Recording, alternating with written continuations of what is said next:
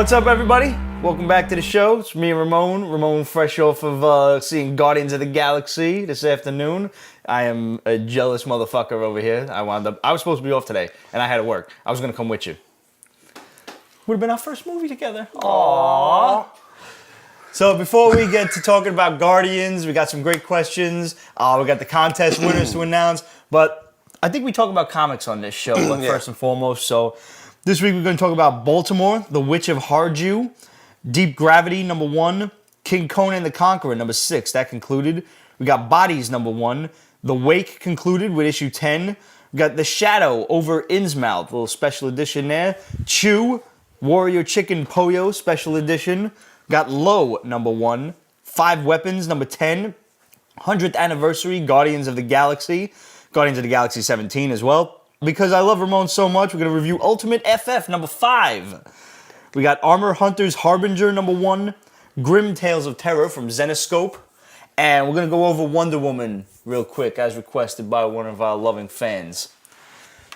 So, I've always stood by, if you read one comic book in your life, let it be Watchmen. Because it was like one of those all-encompassing books. It was good, it was entertaining, and it doesn't involve a whole bunch of continuity that somebody would have to then look into or, fail to understand because they didn't read something else. Mm-hmm. There are a lot of great Batman, Superman, Spider-Man stories, but this one was very well self-contained. Yeah. However, as of this week, I have to amend that statement. If you read one comic book in your life, let it be Warrior Chicken Poyo. Book of the week, possibly book of the month. I laughed my balls off. This book was hilarious. This could be a movie. Yeah, really. It needs to be like some crazy fucked up animated movie. If they could do Sharknado 2, and all these other mega shark versus mecha shark, they could do fucking Poyo. Seriously. First of all, the Frazetta Death Dealer cover was the first thing that you should have noticed.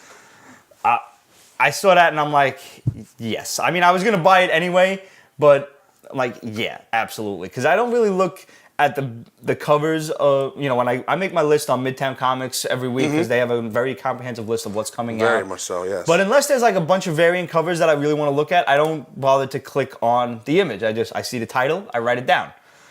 But there's just so much going on in this. Like, there's a little nod to Fantastic Voyage and Inner Space when the president of the United States gets injected with this nanite virus, and Agent Poyo has to shrink down to Rick Moranis size to go into his bloodstream and fight the nanites. Mm-hmm. Inner Space, Fantastic Voyage, if you're a fan of like old 70s movies. 70s? Fantastic Voyage, old ass movie, might be 60s. Oh, Inner Space, no, right? No, Inner Space was 80s. Okay, yeah. But Fantastic Voyage was like an adventure movie. Yeah, that's old, yeah. I was older than that. I like when Ramon just tells me to shut up. He's like, yeah. Like, stop. So Agent Poyo saves the president. They have a big parade going down, like, Main Street or whatever. I liked one of the signs. Yeah. Caution, safety rails are to protect you from Poyo. Yeah. I remember that one. There's a lot of those little Easter eggs. You have to look at every little thing. Take your time to look at all the panels because Layman is just out of his friggin' mind. Yeah, he is. That's the best way to describe him. He's a fucking nut job. Seriously. Like, you turn the page and all of a sudden there are giant vegetables attacking people in a far-off land. Oh my God, what was that about? The groceryomancer. The guy who brings groceries to life and kills people. This is taking place in some little fantasy world where, first of all, Agent Poyo never sticks around to, bask in his own glory. He's off on some other adventure where Poyo is needed. It's always a fill-in. It's great. And now he has to take on this groceryomancer with a whole bunch of other heroes from across different, universes and everything. I saw Dorothy and Toto in that mix. Yeah, okay, I saw that. I remember that now. And then they're going over these different vegetations attacking. There's the lion, the witch, and the watermelons. And there's a witch and a lion being chased by fucking watermelons through a forest. There's the gourd of the rings. There's like a giant... I don't even know what a gourd is.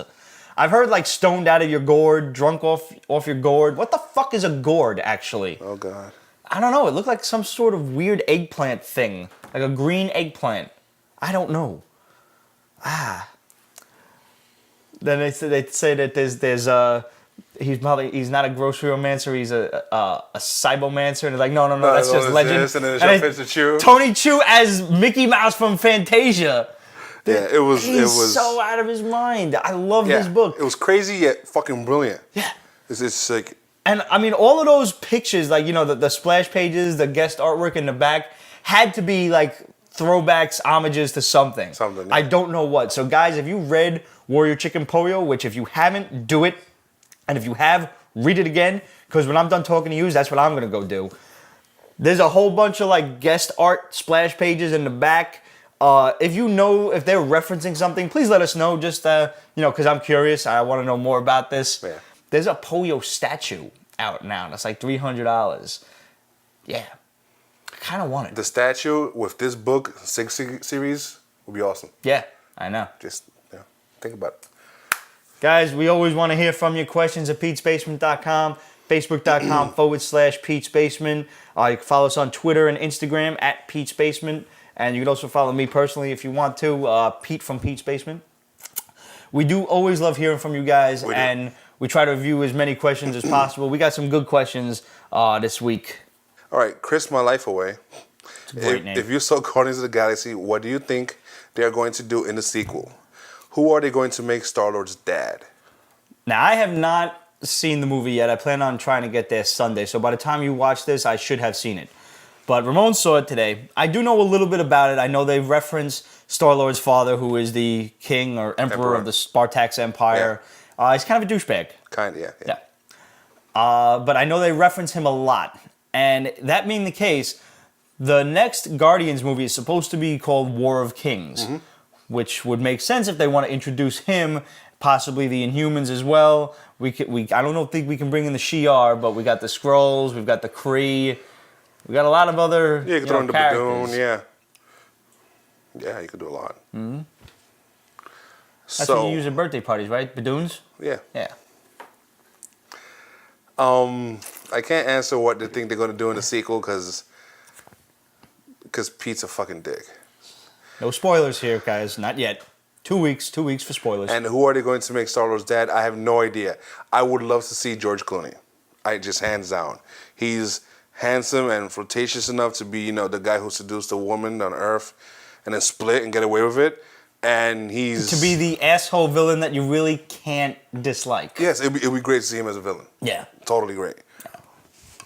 So I would love to see that. And can I spoil one thing? One thing for you? One thing. One thing. All right, guys, if you do not want to hear this spoiler, the cheese is appearing in the lower corner. Ooh, the cheese. Notice that it is turning green. That means it's spoiling, so cover your ears. I'm going to wave to you when you can stop either fast forwarding or holding your ears, whatever. Spoil away, asshole. Celestials.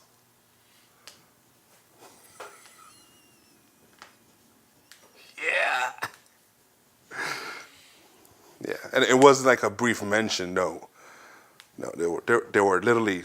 They're there. They show a celestial in action.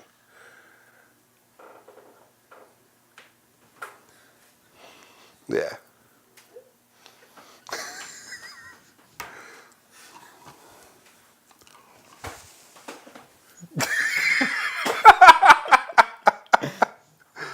I don't really.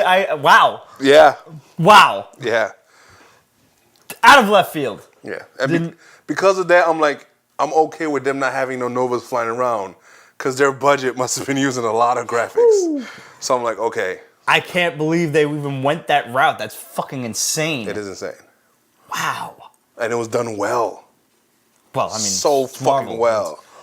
Of course it's going to be done well. Yeah. So overall, movie was good? It was good. A lot of people are saying it's better than Cap. No. It's like Marvel's like best outing yet and everything. I want to say it's his best outing, but it's one home run after the other. That's really all we need to hear. Yeah. I mean, I knew the movie was going to be good. I can't wait to see it. They said that pre-ticket sales for the weekend have already surpassed Captain America's pre-ticket sales. So it's on par to make like, I don't know, something like $75 to $80 million this weekend. It should. And then word of mouth is. And I mean, they made $11 million just in the overnight sales for like Thursday into Friday. It should make more than Cap because it's more kid friendly. Mm-hmm. You want to do another question, or you want to tell them who won? Oh, no, you tell them who won. But no, let's do another question. All right. Thomas Williams wants to know, have you seen any of Marvel Knight's animation? Black Panther and Inhumans seem to be the standout ones, but there are others: Astonishing X-Men, Gifted, Iron Man, Extremis, Spider-Woman, Agent of S.H.I.E.L.D., Thor, and Loki, Blood Brothers. I have not. I didn't even know all that shit was out there. I saw the Black Widow Punisher one just recently. I didn't see most of this shit. I didn't see No, I saw the Iron Black Man Widow yet. Punisher one. I I know didn't see Iron Iron Man Man has Extremis two. yet. Like I don't know. There's a few animation type shits running around out there that's just Marvel just throws it out there, and I just never see them. A lot of them though were like the motion comics, so I don't care about that. I think that could be that though. Like that, I read the book Thor versus Loki, or Thor and Loki, whatever it was. Yeah. That was good. I don't need to see like some 60s style animation of the comic in motion. I don't give a shit. But if there are like full feature-length animated movies, like along the lines of Black Widow Punisher, that I am not aware of, I would like to fucking know about it. Okay. All right. So guys, we asked you last week what was Star-Lord's famous gun that he used, and we were going to send you to see Guardians of the Galaxy. We're going to send you a $30 Fandango gift card, good for 2 free movie passes. Yeah. On us. You go whenever you like. You don't even have to see Guardians, but I mean, you know. You should. You're a nerd and Guardians is out. What the fuck are you going to go see? The grand prize winner is also going to get this cute and lovable Groot and Rocket knit dolls from our good friend Lynn Morrow for the Tiny. You can check her out at Etsy and Instagram and Twitter. And you'll also get this limited edition art print of Groot and Rocket from our good buddy J.K. Woodward with his John Hancock down there. The answer to the question was the element gun. Yes. Pretty simple, easy question, very Googleable. We want you guys to win. That's the whole point. Yeah. So the answer was the element gun, and the 2 gentlemen that answered correctly were Thomas Glosson. You are the grand prize winner. You win all of this stuff in front of me here. Congratulations, good sir, and thank you for watching the show. And the runner-up, Jordan Gibbs, you are getting 2 free movie passes, so grab your best bud, grab your girl, grab your mom, whoever, and get your ass to the movies. What? No. People want to take their mothers to the movies. No. It's a nice thing to do. It is. Gentlemen, do me a favor. Send us your address, and we will get these off to you lickety-split. Well, actually, Jordan Gibbs, we can just send it to you because Fandango does not actually issue regular gift cards. This will be coming through your email. Yeah, he's printed So, gentlemen, check your spam folders and make sure that Pete from Pete's Basement is not in your spam folder because we would not want you to miss out on your prize. Seriously. Yeah, really. We've had that happen before, so just want to make sure that that's out there. Mm-hmm. Good one. So before we close out the video show, we do have one other question that we wanted to answer. This is actually a really fucking hilarious question. Tommy Two-Step. If you're naming your dick after a comic book superhero or villain, what would each of you name yours? You have an answer for that? Mr. Fantastic. That's a good one. That's good. I've heard nothing but good news about my dick, so. The Incredible Hulk. Because he starts out kind of small and weak, and then he gets really huge and strong when he gets overly excited. Green? You have a green dick? Don't fucking judge me. Or is it gray? It's kind of Either one is not good. He's red, too much blood flow. Ah! See, because you wanted to go color. You had to fucking make it a color issue. See? 7 years. Just try and unthink that. I'm trying. It's No, not you can't. working. You can't do it. You can't do it. This might be the first episode I drink. Hey, man, we got this new maple whiskey, man. Go for that. No. If there's one thing you Canadian fucks can do right, it's whiskey. And that's not to say you don't do a lot of things right, because you do. But, yeah, whiskey. Guys, tune into the audio show for the rest of all of the great books that we're going to review. And we will see you in 2 weeks. I will be on vacation next week in sunny, lovely Riviera Maya, Mexico for my cousin James's wedding. I want to give a big congratulations to James and Jackie. Many happy years together. And thank you for giving your cousin the opportunity to go on vacation because he desperately fucking needs one. See you guys in 2 weeks.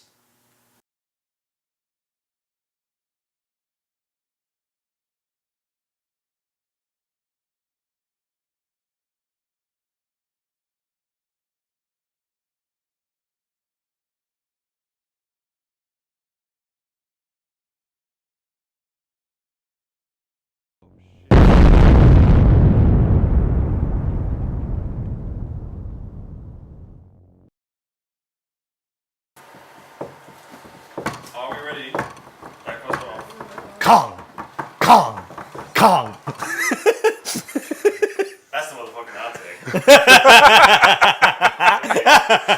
take.